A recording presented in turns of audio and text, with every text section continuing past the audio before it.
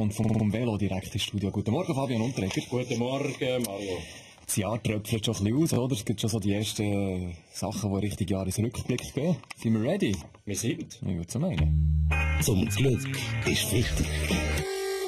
Mit dem Fabian Unterreger. Vielleicht habt ihr es auch gelesen diese Woche, der Schweizer Sorgenbarometer, erstellt von der CS, ist diese Woche gekommen, kommt ja jedes Jahr. Die grösste Sorge bleibt in der Schweiz die Arbeitslosigkeit, aber der gerade dicht hinten dran, unser Verhältnis zum Ausland ist für viele auch Grund für Sorgen. Wo steht der Sorgenpegel in unserer Freitagsrunde? Nationalrat Christoph Mörgeli. Schauen Sie, dass wir uns wegen der Ausländer Sorgen machen. Ja, muss ich Ihnen sagen, das verstehe ich jetzt überhaupt nicht. Kleine Scherz, verstehen Sie? Ah, Christoph Blocher, trifft der Sorgenbarometer euer Empfinden? Bums Zeug, Boriani, seit ich am Moorgarten und Habsburger noch persönlich verjagt habe, mache ich mir keine Sorgen mehr. Jean Ziegler, Politsoziologe von Genf, da tickt ihr völlig anders. Ich bin schockiert.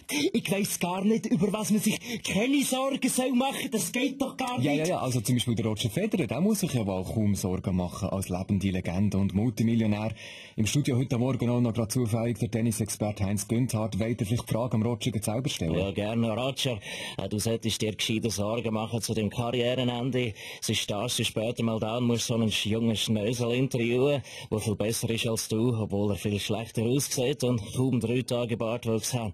Ja gut, eins ist klar, oder? Ich kann auch immer wieder Sorgen und Verlustängste. Darum mache ich auch so viele Kinder, oder? Gut, wenn ich eins mal im Privatchef vergesse, dann habe ich immer noch 2, 3... Da bleiben noch 3. Genau 7, oder? Anderes Thema. Hashtag ist das Wort vom Jahr. Hashtag. Unsere Jury hat das Gartenhagezeichen zum Wort des Jahres gewählt. Die Woche die richtige Wahl, fragen wir uns, Herr Mörgeli. Ja, wissen Sie, Hashtag ist kein Wort und auch keine Zahl, weder Fisch noch Vogel, sondern etwas zwischendurch, zwischendrin. Ein Twitter also, ein klassischer Twitter, das Hashtag sowieso. Der Hashtag gilt bei der SVP als Link. Unser Ulrich Schlier findet das Zeichen sogar Hyperlinks. Schaut zusammen, das ist der Blick am Morgen. Das Wort vom Jahr kann ich schon seit über einem Jahrzehnt. Ich frage jedes Chick, bevor ich sie Backstage nehme. Hashtag. Wenn sie ja sagt, lasse ich es bleiben. Habe doch so eine Bindenangst. Gut, ja. Hashtag Gartenhag-Symbol, wie auch immer man das hat in unserer Runde. Wir haben jemanden, der nicht zufrieden ist. Das ist die SP-Nationalrätin Chantal Galladay. Ja, ich finde es asozial, dass Hashtag vom Wort vom Jahr erklärt worden ist und nicht sozial oder Sozialkompetenz. Finde ich richtig gemein. Ups, Typ, Chantal. Ich weiss auch nicht, warum Gartenhag Wort vom Jahr geworden ist.